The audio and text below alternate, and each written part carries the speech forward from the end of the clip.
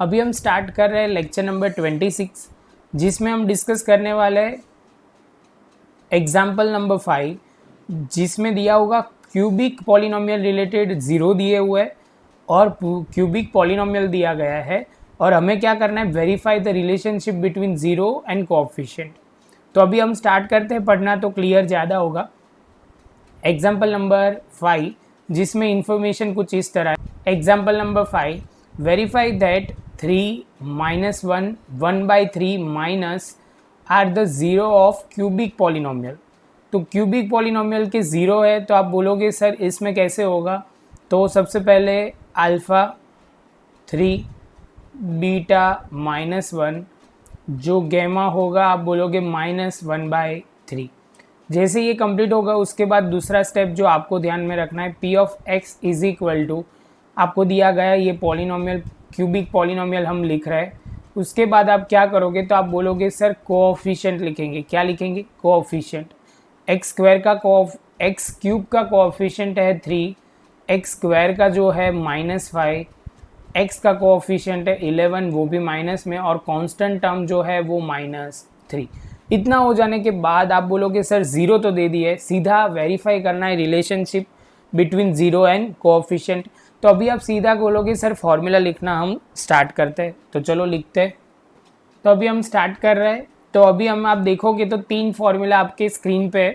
तो आप बोलोगे सर एक स्टेप बाय स्टेप एक एक फार्मूला डिस्कस करते जाते हैं और वैल्यू पुट करते जाते हैं। तो आप लिखोगे अल्फ़ा बीटा और गामा 3 दिए हुए is equal to coefficient of x square minus में और कोएफिशिएंट ऑफ एक्स क्यूब। तीनों में आप ध्यान रखोगे तो अपॉन में तो फिक्स ही है, एक्स क्यूब ही आने वाला है। तो आप उसके बाद बोलोगे अब क्या करना है सर, तो वैल्यू पुट करना स्टार्ट करते हैं। तो माइनस पहले तो करेंगे अल्फ़ा 3 है, बाद में बीटा जो है -1 है और जो गामा है वो -1/3 है। तो आप बोलोगे सर यहाँ हम सीधा लिख देते हैं -1। तो इससे क्या होगा, एक स्टेप वो करने के लिए ज़रूरत नहीं, हम डायरेक्ट कर सकते इतना। अभी आप बोलोगे सर इसके बाद का स्टेप क्या होगा, तो एलसीएम लेना है। तो आप लिखोगे यहाँ पे 3, यहाँ पे नीचे 1 है, तो ऊपर भी 3 से मल्टीप्लाई, नीचे भी 3 से मल्टीप्लाई, न्यूमरेटर डिनोमिनेटर को दोनों को 3 से करोगे तो यहाँ ऊपर लिखना पड़ेगा 9। सेम वे यहाँ है 1, तो यहाँ पे भी 3 और यहाँ पे भी 3, तो -3 हो जाएगा और यहाँ कुछ नहीं होगा। तो यहाँ आप लिखोगे, तो आप बोलोगे सर यहाँ तो 1 का 1 ही रहेगा। तो सेम वे आप बोलोगे 9 - 4/3, तो आ जाएगा 5/3। जैसे ये पॉइंट कंप्लीट होगा तो अभी हम चेक करेंगे किसका, coefficient of x square upon coefficient of x cube. तो आप बोलोगे सर सिंपली स्टार्ट करो, एक्स स्क्वायर क्या होगा, तो एक्स स्क्वायर आप बोलोगे सर सिंपली हमारे हिसाब से एक्स स्क्वायर जो है वो -5 है और जो ए है, ए मतलब आप बोलोगे सर जो कोएफिशिएंट एक्स क्यूब है वो 3, आगे माइनस की साइन, माइनस माइनस प्लस हो जाएगा तो 5/3 दोनों टैली हो जाएंगे। लेकिन कई बच्चों को सर ये ए बी और ये क्या लिखा है, तो मैं आपको स्टैंडर्ड फॉर्म में लिख के दिखा देता हूँ। X a into x cube b x square plus c x plus d is equal to 0। तो ए मतलब coefficient of x cube, b मतलब एक्स स्क्वायर का कोएफिशिएंट, सी मतलब एक्स का कोएफिशिएंट और डी मतलब आप बोलोगे कांस्टेंट टर्म। तो अभी हम स्टार्ट करेंगे, इतना होते ही आप बोलोगे अल्फ़ा। अभी हम दूसरी फार्मूला की ओर जा रहे हैं।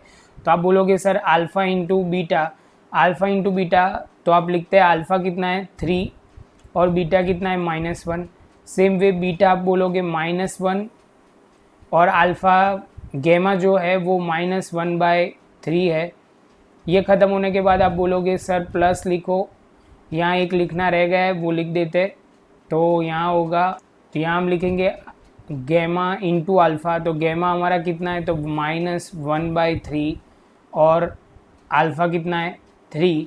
जैसे ये कंप्लीट होगा आप बोलोगे सर लिख सकते हैं -3, ये माइनस माइनस प्लस हो जाएगा तो +1/3 और ये जो है -3/3।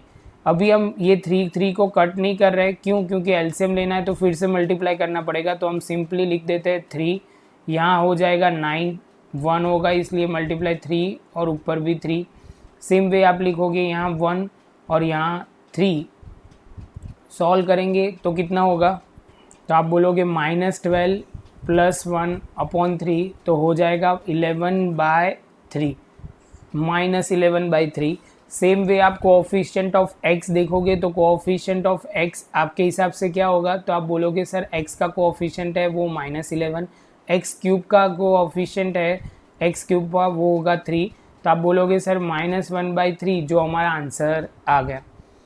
मैं आपको बोलूँगा यहाँ तक आप प्रॉपर लिख लो, उसके बाद आगे बढ़ो तो आपके लिए ईजी है। अभी हम लास्ट फॉर्मूला अप्लाई करते हैं, उसके लिए हमने जगह थोड़ी छोड़ी थी, वो हो गई हमारे लिए। तो लास्ट फार्मूला के हिसाब से हमें क्या अप्लाई करना है, alpha into beta into gamma. तो आप बोलोगे सर अल्फ़ा है 3, बीटा है -1 और गैमा जो है वो है -1/3। ये 3 कट हो जाएगा, मल्टीप्लाई है इसलिए कर रहे हैं, वो ध्यान रखना, वो प्लस माइनस था तो ध्यान अलग होगा, तो उसमें एलसीएम लेना होता है, इसमें एलसीएम नहीं लेना होता। तो यहाँ होगा +1। सेम वे आप बोलोगे कांस्टेंट टर्म सर कितनी है, तो कांस्टेंट टर्म आप ध्यान से देखो तो -3 है, और कोएफिशिएंट ऑफ एक्स क्यूब तो आप बोलोगे सर कितना होगा, तो आप बोलोगे सर 3, और आगे एक माइनस की साइन जो फॉर्मूला में वो ध्यान रखनी है, वो लिखेंगे तो प्लस हो जाएगा, 3/3 हो जाएगा 1। इसके साथ आप बोल सकते हो कि ये सम आपके लिए ईजी हो जाएगा once you get the formula. तो ये आपके लिए इजी हो जाएगा, फॉर्मूला आपको पता है। तो ये स्टार्स दिया हुआ है, इसका मतलब ये एग्जामिनेशन के लिए इतना इम्पोर्टेंट नहीं है, लेकिन कई स्कूलों में ये आता है, तो आपको ये क्लियर करना बहुत ज़रूरी है। अभी हम मिलेंगे लेक्चर नंबर 27 में, जिसमें आगे एग्जाम्पल हम डिस्कस करेंगे, एग्जाम्पल नंबर 6। आपको कोई भी डाउट हो तो आप कमेंट सेक्शन में लिख सकते हो, और आपको ये वीडियो अच्छा लगा हो तो लाइक शेयर सब्सक्राइब ज़रूर।